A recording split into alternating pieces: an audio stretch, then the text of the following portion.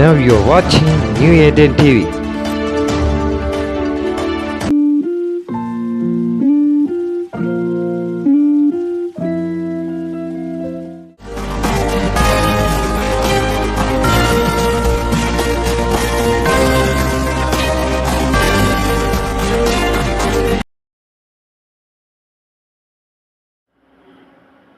எனக்கு அன்பான சகோதர சகோதரிகளே, ஆண்டவராகிய இயேசு கிறிஸ்து நாமத்தில் உங்கள் அனைவரையும் வாழ்த்தி வரவேற்கிறேன்.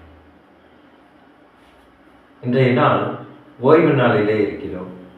இந்த வாரம் முழுவதும் நம்மளை கண்மணியும் போல பாதுகாத்த தேவனை இப்போது நாம் பாடி அவருக்கு நன்றி பலிகளை ஏறெடுப்போமா? அவருடைய நாமத்தை துதித்து நாம் ஆர்ப்பரிப்போமா? ஆமென், அல்லேலூயா.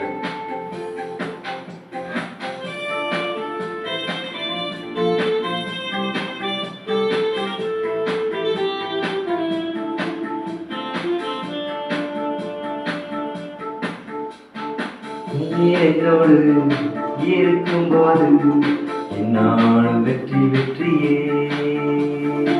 நீர் என்னோடு இருக்கும்போது என்னாலும் வெற்றி வெற்றியே. தோல்வி எனக்கில்லையே, நான் தோற்று போவதில்லையே. தோல்வி எனக்கில்லையே, நான் தோன்று போவதில்லையே.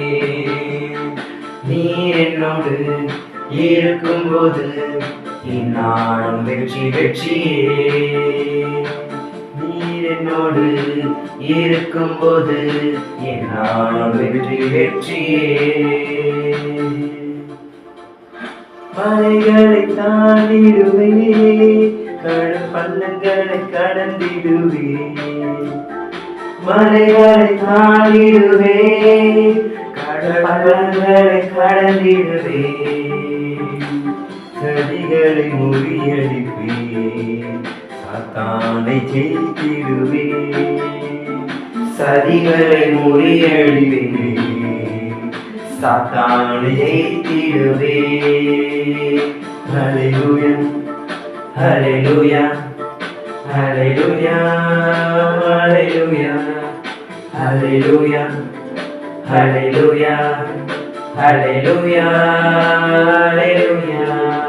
நீர் என்னோடு இருக்கும்போது என்னாலும் வெற்றி வெற்றியே. நீர் என்னோடு இருக்கும்போது என்னாலும் வெற்றி வெற்றியே. சிறைச்சாலை கதவுகளும் என் துதியினால் ஒளிந்திடுவேன். சிறைச்சாலை கதவுகளும் என் துதியினால் ஒளிந்திடுமே. அபிஷேகம் எனக்குள்ளே, நான் ஆடி பாடி மகிழ்ந்திடுவே. அபிஷேகம் எனக்குள்ளே, நான் ஆடி பாடி மகிழ்ந்திடுவே. ஹல்லேலூயா, ஹல்லேலூயா, ஹல்லேலூயா, ஹல்லேலூயா, ஹல்லேலூயா, ஹல்லேலூயா, ஹல்லேலூயா. நீர் என்னோடு இருக்கும்போது என்னாலும் வெற்றி வெற்றியே. நீர் என்னோடு இருக்கும்போது என்னாலும் வெற்றி வெற்றியே. மரணமே கூறிங்கே, பாதாளமே ஜெயமிங்கே. மரணமே கூறெங்கே, பாதாளமே ஜெயமெங்கே. கிறிஸ்து எனக்கு ஜீவன், சாவெனக்கு ஆதாரமே. கிறிஸ்து எனக்கு ஜீவன், சாவெனக்கு ஆதாரமே. ஹல்லேலூயா, ஹல்லேலூயா, ஹல்லேலூயா, ஹல்லேலூயா, ஹல்லேலூயா, ஹல்லேலூயா, ஹல்லேலூயா. நீர் என்னோடு இருக்கும்போது என்னாலும் வெற்றி வெற்றியே. நீர் என்னோடு இருக்கும்போது என்னாலும் வெற்றி வெற்றியே. தோல்வி எனக்கில்லையே, நான் தோற்று போவதில்லையே. தோல்வி எனக்கில்லையே, நான் தோற்று போவதில்லையே.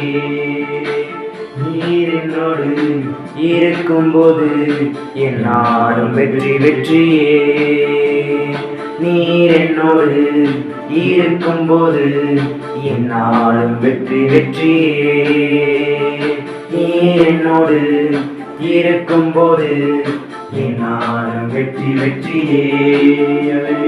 நீர் என்னோடு இருக்கும்போது என்னாலும் வெற்றி வெற்றியே. கர்த்தருடைய பரிசுத்த நாமத்துக்கு மகிமை உண்டாவதாக. அப்பா, நாங்கள் பாடும் பொழுது, பாடி துதிகளை ஏறெடுக்கும் பொழுது நீர் அபிஷேகமாய் வந்து இறங்குகிறீர். எங்களுக்கு ஆமீன் என்று சொல்லுகிறீரே.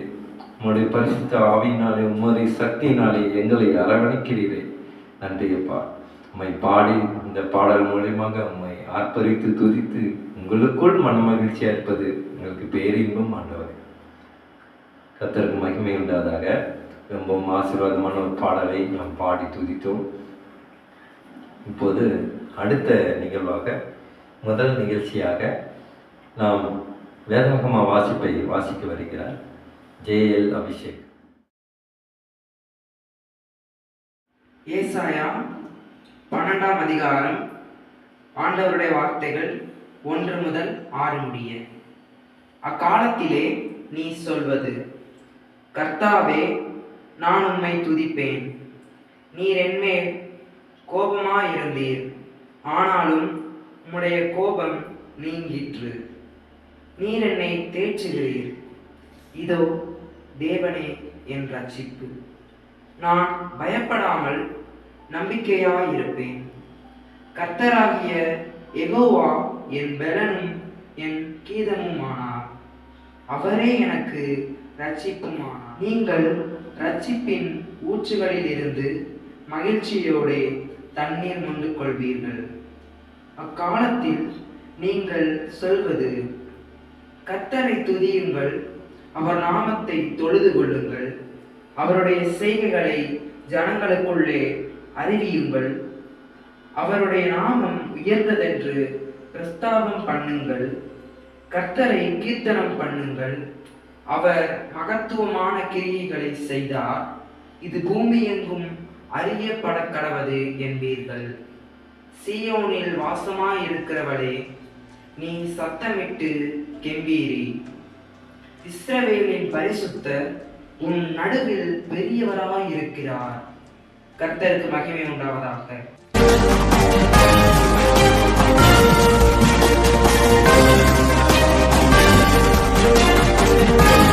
நம் சகோதரர் அருமையான வாசிப்பை வாசித்தார்.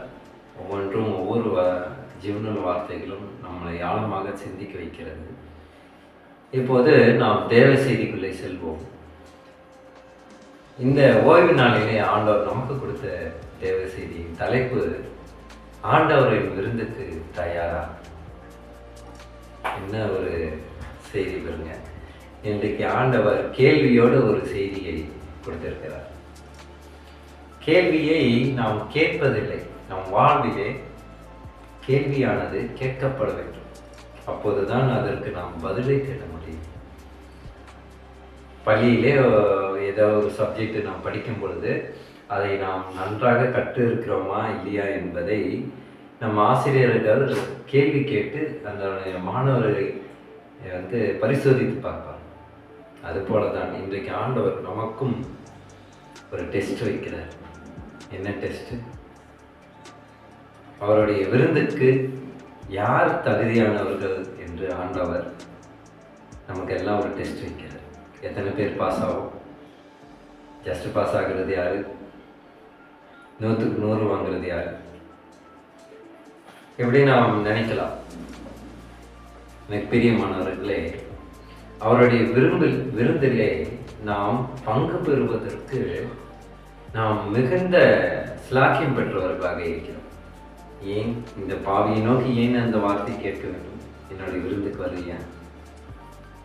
என்னோட விருந்துக்கு நல்லா மனதார சாப்பிட்றீங்க அப்படின்னு ஆண்டவர் நம்மளை கேட்பது போல உண்டு.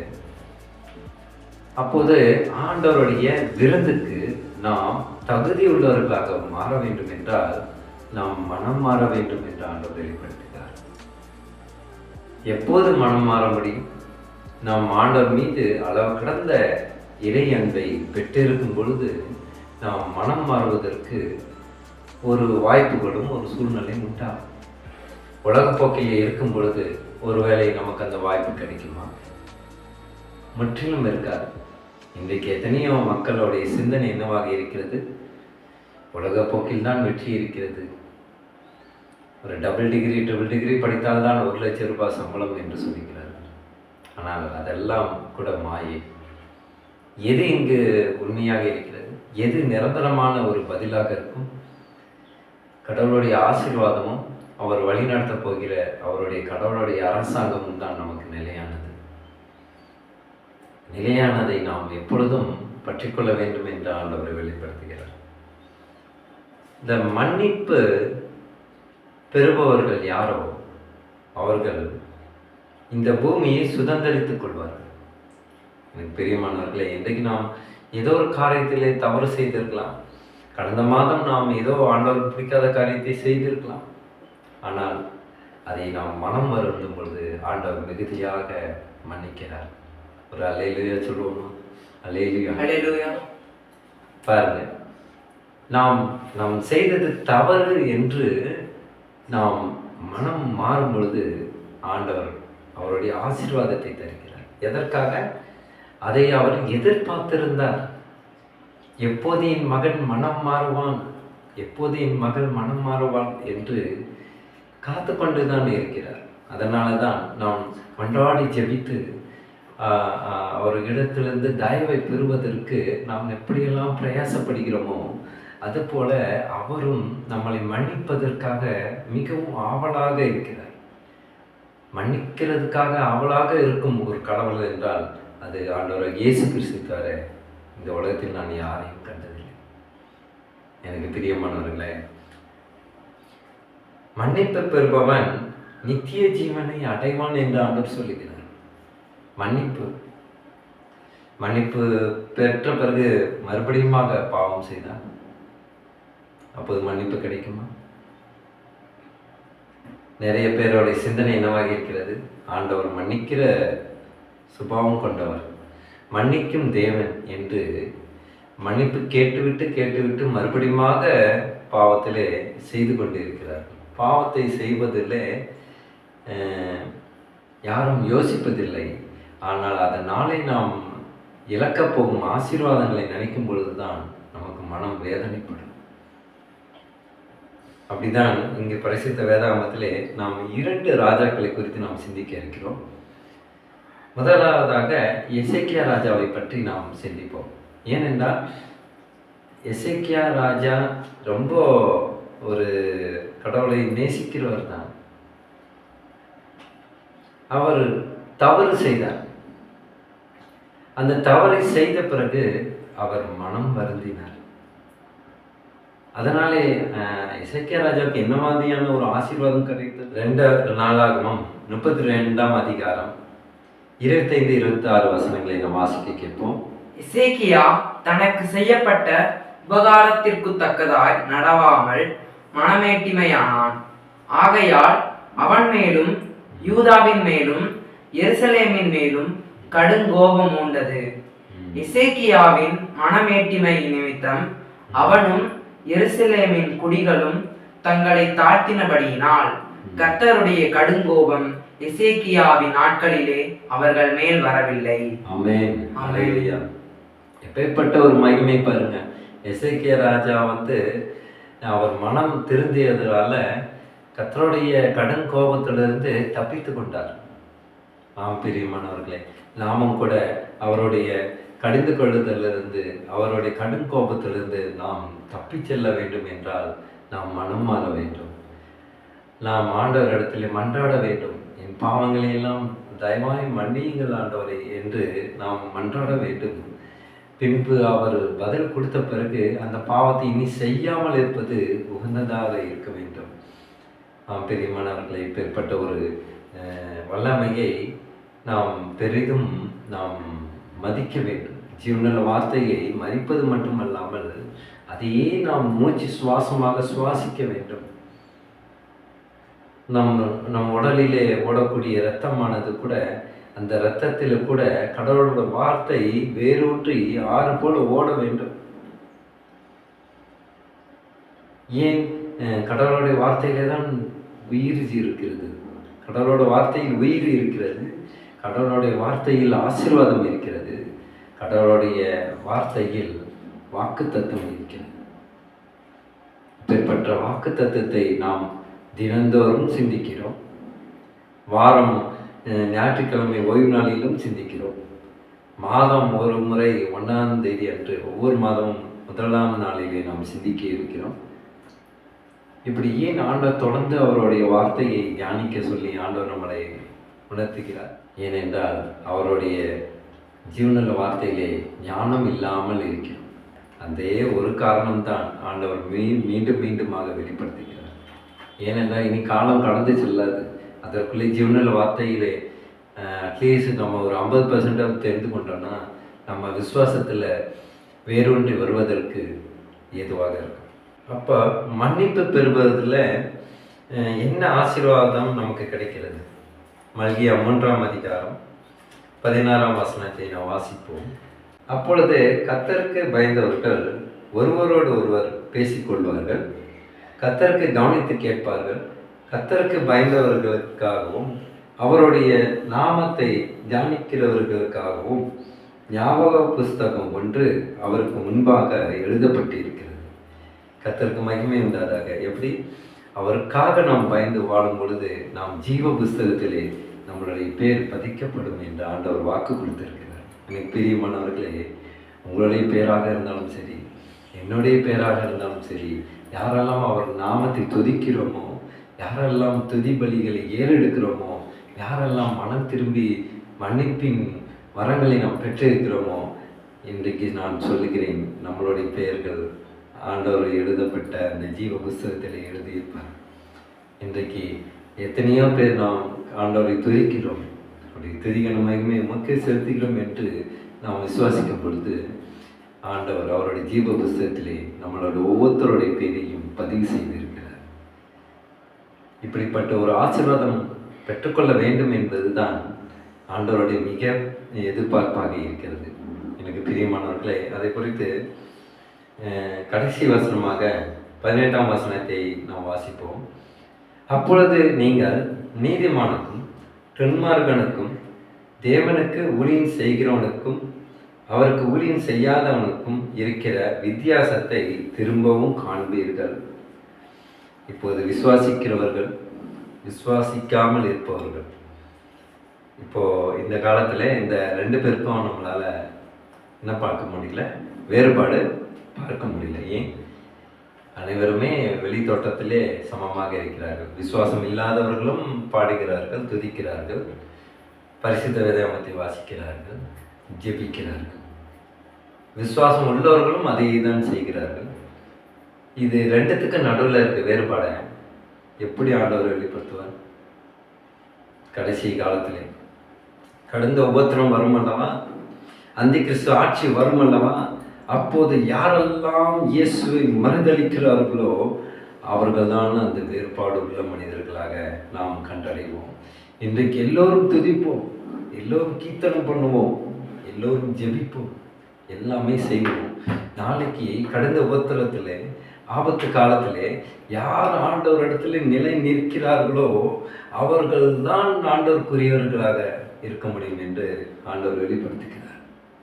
எனக்கு அன்பான சகோதர சகோதரிகளே, அவருடைய ஞாபகத்திலே நாம் இருக்க வேண்டும் என்று நாம் தொடர்ந்து மன்றாட வேண்டும் என்று ஜெபிக்க வேண்டும் என்று உங்களை நான் உற்சாகப்படுத்துகிறேன். அடுத்ததாக இந்த எசேக்கியா ராஜாவை பற்றி நம்ம பார்த்தோம். அவர் தவறை உணர்ந்ததுனாலே அவருக்கு கடுத்த கோபம் இல்லாமல் போனது. ஆண்டவருடைய நியாய தீர்ப்புக்கு தப்பித்து கொண்டார்கள். அதுபோல தான் இன்றைக்கு நாமும் கூட ஆண்டவருடைய நியாய தீர்ப்புக்கும் ஆண்டவருடைய கோபத்துக்கும் நாம் பலியாகாதபடிக்கு நாம் முன்னேறி செல்ல வேண்டும். இந்த எசேக்கியா ராஜா என்ன பண்ணாரு? மனம் திரும்பினாரு, ஆண்டவரும் மன்னித்தாரு, பல ஆசீர்வாதங்களும் அருளினாரு. இப்போ இன்னொரு ராஜா இருக்காரு. அவர் அவருடைய பாவத்தை, அவருடைய தவறுகளை ஆண்டவர் எப்படி சொல்றாரு? அந்த ராஜாவின் பேர் அமித்சியா. அமித்சியா ராஜாவுடன் ஆண்டவருக்கு மனஸ்தாபம் உண்டாகிறது. இதை தான் 2 நாளாகும் 25ஆம் வசனம் 14ஆம் வசனத்தையும் வாசிக்க கேட்போம். அமத்சியா எதோமியரை முறியடித்து சேயர் புத்திரரின் தெய்வங்களை கொண்டு வந்த பின்பு அவன் அவைகளை தனக்கு தெய்வங்களாக வைத்து அவைகளுக்கு முன்பாக பணிந்து அவைகளுக்கு தூபம் காட்டினான். பாருங்க, அமித்ஷா எப்பேற்பட்ட ஒரு விஷயத்தை செய்யலாம் பாருங்க. கர்த்தர் பிடிக்காத விஷயத்தை செய்யலாம். தனக்கு எனக்கு ஒரு கடவுள் வேணும் அப்படின்ட்டு ஒரு தெய்வங்களை உண்டாக்கி அதை அவங்க வழிபட்டாங்க.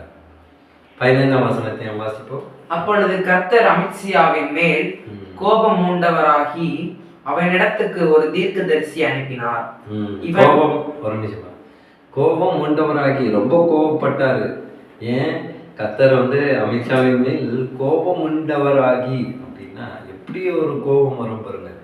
ஆண்டவருடைய கோபத்துக்கு நாம் இரையானோம்னா கண்டிப்பாக சொல்கிறேன், நாம் இந்த உலகத்தில் உயிர் வாழ முடியாது. பழைய ஏற்பாடு காலத்தில் யாரெல்லாம் தவறு செய்தார்களோ உடனடியாக அழிவு தான். நோவா காலத்தில் எத்தனை பேர் அழிந்தார்கள்? சோதம் குமரன் பட்டணத்தில் லோத்தின் மனைவி, பாபிலோன், இப்படி நாம் சொல்லிக்கொண்டே போகலாம். ஆண்டவர் மிகுந்த ஒரு கோபத்தோடு அழித்தவர்கள். எகிப்து ராஜா பார்வோன் செங்கடலை 2ஆக பிளக்க வைத்து அதில் போட்டு மூடுகிறார்.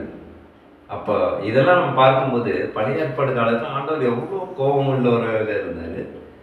ஆனால் ஏன் இப்போது அதை நாம் செய்யவில்லை? ஒருவேளை இன்றைக்கு நாம் எத்தனையோ பேரோ ஆண்டவருக்கு விரோதமான காரியங்களை செய்திருக்கலாம். ஏன் இன்றைக்கு அனைவரும் நாம் அப்படியாக இருக்கிறோம்? ஏன் ஆண்டவர் அழிக்கவில்லை? ஏனென்றால் நம் ஆண்டவராகிய இயேசு கிறிஸ்து ரத்தம் சிந்தி நம் பாவத்திலிருந்து நம்மளை மீட்டு இருக்கிறார். நம்மளை விலை கொடுத்து வாங்கிட்டார். அதனால நம்ம பாவம் பண்ணலாம் அப்படின்றது அர்த்தம் கிடையாது. அவர் மீது இருக்க அன்புனால பாவத்திலிருந்து மனம் திரும்புவோம் என்று ஆண்டவர் சொல்லுகிறார். அடுத்த வசனத்தை வாசிப்போம். தன்னோடே அவன் இப்படி பேசின போது ராஜா அவனை நோக்கி, உன்னை ராஜாவுக்கு ஆலோசனைக்காரனாக வைத்தார்களோ, அதை விட்டுவிடு, நீ ஏன் வெட்டப்பட வேண்டும் என்றான். அப்பொழுது அந்த தீர்க்கதரிசி அதை விட்டுவிட்டு, நீர் இப்படி செய்து என் ஆலோசனையை கேளாமற் போனபடியினால் தேவன் உம்மை அழிக்க யோசனையா இருக்கிறார் என்பதை அறிவேன் என்றான். என்ன சொல்றாரு? ஆண்டவர் உன்னை அழிக்கிறதுக்கு யோசனையா இருக்கிறாரு அப்படின்னு வெளிப்படுறாரு அமித்ஷா ராஜா. அப்போ அழிக்கணும்னு நினைச்சிடுறாரு பாருங்க. அப்போ இப்போ மட்டும் இல்லை, பழைய ஏற்பாடு காலத்துல இருந்தே ஆண்டவருக்கு பிடிக்காத காரியங்களை அநேகமாக செய்து கொண்டிருக்கு. நினைத்து பாருங்கள், ஒரு கடவுளானவர் எத்தனை முறை பொறுமையாக இருக்க முடியும்? 1 வருடம் 2 வருடமா, இன்னும் சொல்ல போனால் 2000 வருஷமாக கடவுளுக்கு விரோதமான காரியங்கள் பலவும் நடந்து கொண்டு தான் இருக்கிறது இந்த பூமியில். ஆனாலும் பொறுமையாக இருக்கிறார். எதற்காக? எல்லோரும் மனம் திரும்ப வேண்டும், பரலோக ராஜ்யத்திலே பிரவேசிக்க வேண்டும் என்றுதான். எனக்கு பிரியமானவர்களே, இன்றைய இந்த சிறிய தேவ செய்தி மூலியமாக நாம் என்ன பாடத்தை கற்றுக்கொள்கிறோம் என்றால், ஆண்டவரின் விருந்துக்கு நாம் தயாராக வேண்டும் என்றால் நாம் ஆண்டவருக்கு பிடித்த காரியங்களை செய்ய வேண்டும். அவர் பிடிக்காத காரியங்களை நாம் கைவிட வேண்டும் என்று ஆண்டவர் இன்றைக்கு இந்த செய்தி மூலியமாக நம்மளோடு பேசிக்கொண்டு இருக்கிறார். ஆம் பிரியமானவர்களே, நாம் மனதை ஒப்பு கொடுத்து நம் பாவங்களை அறிக்கை செய்வோமா? இன்றைய ஞாயிற்றுக்கிழமையிலே, ஓய்வு நாளிலே அவர்கிட்ட நாம் பாவத்திலிருந்து விடுபடுவதற்கு மன்றாட வேண்டும் என்று ஆண்டவர் வெளிப்படுத்துகிறார். எனக்கு பிரியமானவர்களே, இதற்கு இடையாக ஒரு ஊழிய குறிப்பு, இந்த ஊழிய குறிப்பை முடித்துவிட்டு நாம் ஜெபிப்போம். இன்றைக்கு நம் உலகத்திலே வாழ்ந்து கொண்டிருக்கும் அத்தனை குழந்தைகளுக்காகவும் குழந்தைகளுக்கான பாதுகாப்பு இல்லாமல் போகிறது. அத்தனை குழந்தைகளுக்காகவும், கடவுளை தெரிந்து கொள்ளாத குழந்தைகளுக்காகவும், தெரிந்த குழந்தைகளுக்காகவும், அனைவருக்காகவும் நாம் ஜெபிக்க மனதாக இருக்கிறோம். இரண்டாவதாக, குடும்பத்திலே ஒற்றுமை இல்லாமல் இருப்பவர்களுக்கு, கணவன் மனைவி, பெற்றோர்கள், குழந்தைகள், புரிதல் தன்மை இல்லாமல் அங்கு குடும்பத்திலே பிரச்சனைகள் உண்டாகிறது. அதற்காக நாம் ஜெபிக்க வேண்டும் என்று ஆண்டவர் வெளிப்படுத்துகிறார். மறுபடியுமாக நீங்கள் எத்தனை பேர் செய்தியை கேட்டீர்கள் என்று தெரியவில்லை. வரும் இன்னும் ஒரு 10 வருடத்திலே, அது 2030, ஒவ்வொருவரும் ஒரு வருடத்தை சொல்கிறார்கள். அது எந்த அளவுக்கு உண்மை என்று தெரியவில்லை. ஆனால் ஆபத்துக்கள் எது மூலியமாக வருகிறது, அந்த ஆபத்திலிருந்து நம்மளை அவர் தப்புவிக்க வேண்டும் என்று நாம் ஜெபிக்க வேண்டும். ஏனென்றால் செய்திகளை நாம் பார்க்கும் பொழுது பல விஷயங்கள் வருகிறது. விண்கல் ஏதோ உழுகுதுன்றாங்க, 2030 உழுகுன்றாங்க, பூமி சேதமாகன்றாங்க, இப்படி இருக்குது. ஆனால் நம்ம அதுக்குள்ளே நாம் செல்ல வேண்டாம். ஆனால் நம் அன்பான சகோதர சகோதரிகளுக்கு ஆண்டவருடைய சிந்தனை யாரெல்லாம் இருக்கிறார்களோ அவர்களெல்லாம் தப்பித்துக் கொள்ள வேண்டும், ஆபத்திலிருந்து பாதுகாக்கப்பட வேண்டும் என்று நாம் ஜெபிக்கப் போகிறோம். அடுத்தபடியாக, நம் பள்ளியில் படிக்கும் மாணவ மாணவிகளுக்காக, அவர்களுடைய கல்வியின் முன்னேற்றத்திற்காக நாம் ஜெபிக்க வேண்டும். ஏனென்றால் அவர்களுக்கு இந்த பொல்லாத இந்த செல்லுக்கு, இந்த எலக்ட்ரானிக் சாதனம் மூலியமாக அவர்கள் அடிமையாகி கொண்டிருக்கிறார்கள். இந்த ஜெப குறிப்புகள் எல்லாம் ஆண்டவர் எனக்கு வெளிப்படுத்திய காரியங்கள். இன்னும் ஊழியத்துக்காக பல விஷயங்களை முன்னெடுத்து செல்ல போகிறோம். அதற்காகவும் ஜெபிக்க வேண்டும். நீங்கள் உங்கள் குடும்ப ஜெபத்திலே இந்த புதிய எண்ணின் ஊழியத்துக்காகவும் ஜெபித்துக் கொள்ளுமாறு உங்களை உற்சாகப்படுத்துகிறோம். அப்புறமாக ஏதாவது ஒரு ஜெப குறிப்புகள், ஜெப உதவிகள் தேவைப்பட்டால் இந்த ஸ்க்ரீனில் வரும் இந்த எண்ணுக்கு வாட்ஸ்அப்பில் மெசேஜ் பண்ணுங்கள். உங்களுக்காக மனம் பாரத்தோடு ஜெபிக்க நாங்கள் ஆர்வப்பட்டு இருக்கிறோம். ஜெப வீரராக இருப்பதே எங்களுக்கு முக்கியமான காரியமாக இருக்கிறது.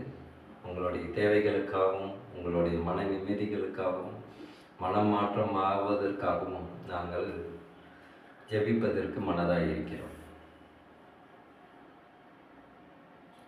இன்றைய தேவ செய்தியை நீங்கள் அருமையாக தியானித்திருப்பீர்கள் என்று நான் விசுவாசிக்கிறேன். மாணவர்களே, எப்பேற்பட்ட ஒரு மனமாற்றம் இந்த உலகத்தில் வர வேண்டும், புனித வாழ்வுக்குள்ளே அனைவரும் பிரவேசிக்க வேண்டும் என்று நாம் ஜெபிப்போமா?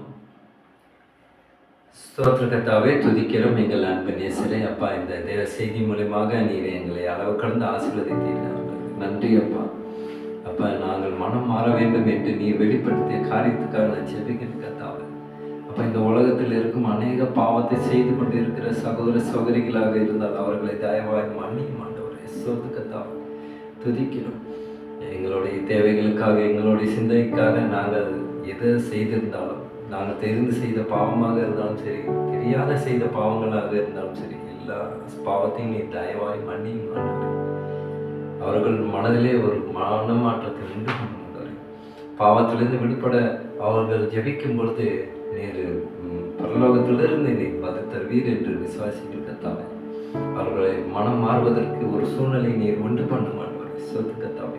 எசேக்கியா ராஜா எப்படி மனம் மாறினாரோ அதுபோல நாங்களும் மனம் மாறி அப்பா உங்களுடைய நித்திய ஜீவனுக்குள்ளே, நித்திய வாழ்வுக்குள்ளே வருவதற்கு, எங்களுக்கும் தகுதி உள்ளவர்களாக மாறுவதற்கு நீர் தேவ கிருபை செய்யும்.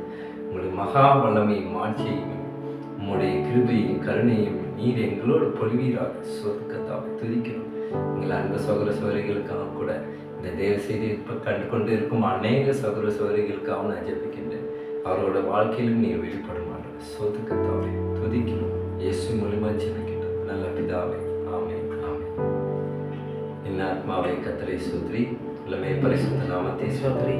என் ஆத்மாவை கர்த்தரை ஸ்தோத்திரி, கர்த்தர் செய்த சகல உபகாரங்களையும் மறவாதே. ஆமென்.